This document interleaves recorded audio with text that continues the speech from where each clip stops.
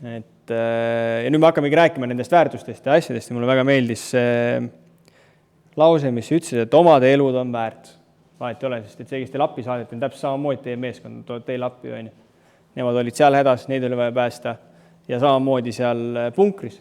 Et sai selgeks ju see, et kui me sinna veel saadame inimesi peale, siis nad saavad kindlasti selle surma. Et väga hästi vastu võetud otsus. Okei, läks aega, et selleni jõuda, vahet ei ole. Et eks ma ju siis instruktoritena hakkame ka eskaleerima, et näed, nad on siin lähedale, nii ja naa, et panna mõtlema, et see otsus oli kindlaks jääda. Ja ega me lõpus ka provotseerisime natukene juhti tegelikult küsimusega, et kas ülesanne on täidetud.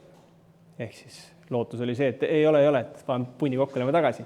Aga ühesõnaga, jäid oma otsusele kindlaks ja see on väga hea. Ja see on üks väga hea juhi omadus ka. Teed otsuse ja jää sellele kindlaks. Kui järgmine juht mingil põhjusel ei usalda seda otsust, siis on sinu asi talle selgitada, miks selle otsuse vastu võtsid. See on see kriitiline informatsioon. Siis mul veel väga hea oli kuulda seda nii-öelda loogilist mõtlemist. Kui te meeskonna juhina andsite käsu, siis sellele tiimile, kes läks kopteri meeskonna poole, või seda kopterit päästma, siis keegi küsis, kas seal vastas ka olla võib.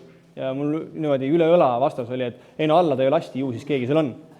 Ülihea, üliloogiline. Nagu. Et väga hea töö. Ja innovatiivsust kiidan ka, kuigi papp teid tõenäoliselt kuulide vastu ei aita. Aga sellegi poolest te mõtlesid, et leiate mõne lahenduse, kuidas sinna punkrisse sisse saada. Nii et väga hästi läks. Nüüd mõned asjad, mida nagu parandada ja see on nagu väga hästi ka päris elus, siis on see varustus ja vahendid. Et meeskonnal küsib, kas meil granaati on. Küsisin vastu, et on või? Ehk siis teil ei olnud, teil on ainult relvad, eks? Et jah, me oleme varem ka näinud seda, et loobitakse kive sinna punkrisse ja mingi õunu ja ma ei tea, mida kõike veel. Nagu. Reaalselt elus samamoodi. Te ju ei kujuta endale ette, et mul on mingisugune mikrofon, kui mul seda ei ole. Et alati tasub mõelda selle peale, et mis vahendi mul reaalselt kasutada on.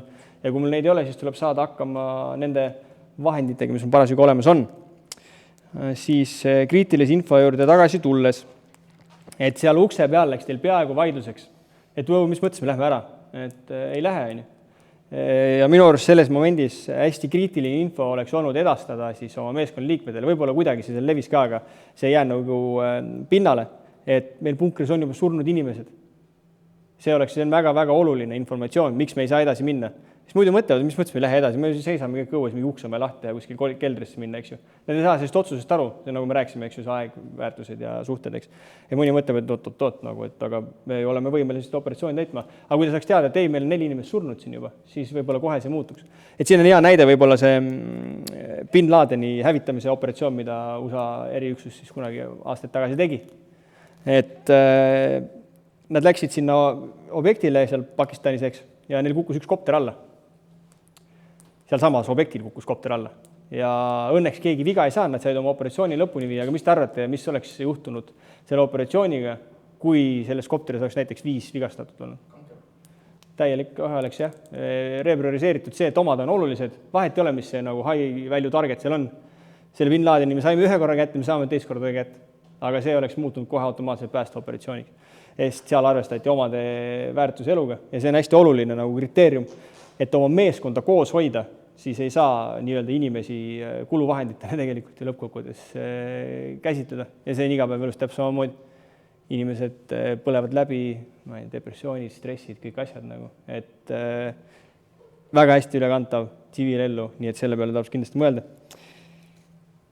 Ja siis tõid välja selle paanika koha.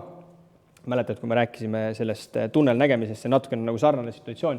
See ongi see, et rahune, astu samm tagasi, rahune, vaata ringi, mis ümber toimub ja tee otsus. Siin on sul võimalus seda teha.